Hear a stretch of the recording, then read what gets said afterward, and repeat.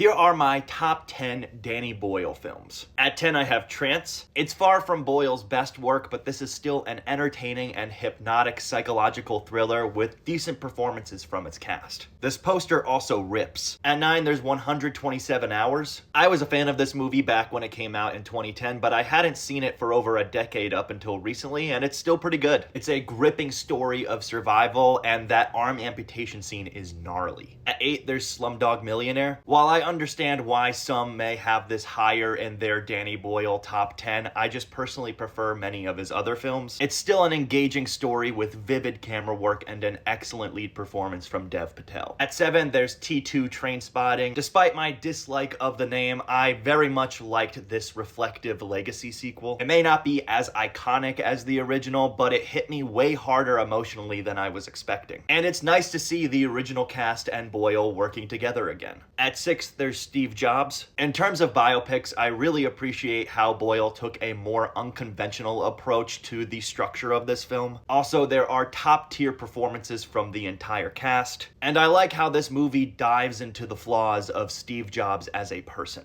At 5, there's Shallow Grave. Boyle's feature-length directorial debut is a dark and twisted Hitchcockian riot. I enjoyed it so much while watching it for the first time recently that the next day I bought a physical copy of the movie. At 4, there's Sunshine, a highly intense and often bleak space odyssey, and that's how I like it. This was Boyle and Garland's second collaboration together after 28 Days Later, and it just keeps getting better with each rewatch for me. And the cast is filled with so many talented names, it's one of my favorite Boyle casts. At 3, there's 28 Years Later. Look, I know there are people, especially on here, that didn't like this movie, and that's okay. But speaking for myself, I adored it. This easily could have been a repeat of 28 Days and 28 Weeks with fan service and cameos, but Boyle chose to make something different instead, doing the opposite of playing it safe, and I have a great amount of respect for that. At 2, there's Trainspotting. Dirty, grimy, as well as viscerally upsetting, and I love every minute of it. This has been and always will be a major highlight of Boyle's filmography as a warped yet layered depiction of addiction. And finally, at number 1, I have 28 Days Later. Although there's debate on whether or not the infected can be considered as zombies, regardless of what you think, Boyle still revitalized the zombie movie genre with this raw classic. And it's a big deal to me, not only because I think it's one of the defining horror movies of the 21st century so far, but because it's so much more than just a horror movie. It's a statement on our humanity, and it's one of my favorite movies of all time.